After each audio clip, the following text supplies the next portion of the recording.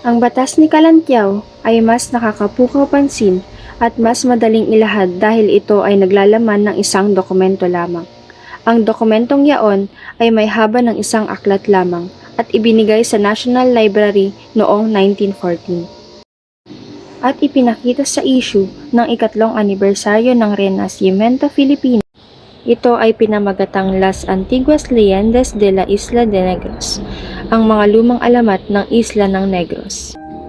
Ang batas ay matatagpuan sa Part 1 ng Book 1 na sinasabi na ito ay di umano ay natagpuan sa Panay noong 1640. Lang nababanggit tungkol sa batas o sa may akda nito, liban lamang sa pamagat na ginawa sa taong 1433 Calantiaw, ikatlong pinuno. Ang manuskrito ay sinasabing isinulat ni Father Jose Maria Pavon, ang kura paroko ng Himamaylan, Negros, noong 1839. Ngunit ito'y maaaring naisulat sa mga sumunod na taon pa. Ito'y napupuno ng maraming pagkakamali at mga maling petsa.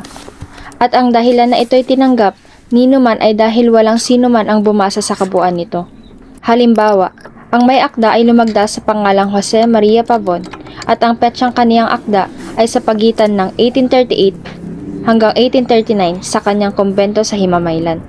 Ngunit ang totoong Father Pavon ay hindi isang praile, bagkus ay isang secular na pari at hindi naging kuro paroko ng Himamaylan liban na lamang noong 1842. Siya ay naiulat na nanalangin pa para sa kalusugan ng hari noong 1838 at nagsulat ng aklat para sa kanya noong 1839. Akala niya na ang 20 kilometro ay kasing sukat ng 20 legwas ng mga Kastila. Ang Espanya ay walang hari sa pagitan ng 1833 hanggang 1874 at ang isang legwa sa panahon na iyon ay katumbas ng 5.5 kilometro. Si Pavon ay nababanggit na nagpapasalamat sa gobernador na si Manuel Valdivieso Marquecho sa tulong nito sa pagsasali nito. Ngunit si Marquecho ay naging gobernador lamang ng Panay noong 1849. Noong 1847, si Marquecho ay nasa Cadiz pa at sinusulat sa reyna upang hindi ipadala sa Pilipinas. Banggit din ni Jose Maria Pavon ang tungkol sa naglahong kontinente ng Lemuria at ang mga mikrobyo na nagdudulot ng sakit. Ngunit ang Lemuria ay isang kabuuan ng kalupaan na ayon lamang sa hinuha ni Philip Lutley Scudder noong 1879.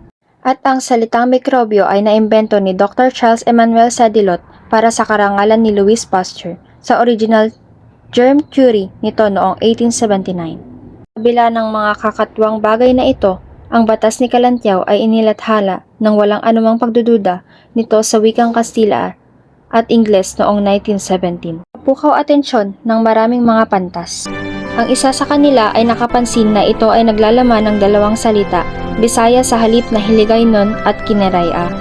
Kaya siya ay hinuha na ito ay mula sa Aklan, na mula rito ay ilang hakbang na lamang ang kailangan upang maidugtong ito sa alamat ng 10 dato ni Monteclaro, sa kanyang maragtas sa pagdaragdag lamang ng salitang Aklan. Kaya noong 1956, nang ang Aklan ay naging isang probinsya, ang Batan ay tinukoy bilang sinaunang punong lungsod ng Calantiaw.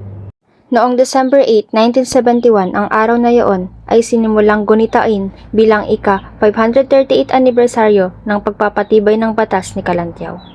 Natutukoy na si Jose Marco ang may pakana at ang Code of Calantiaw ay gawa-gawa lamang ni Jose Marco.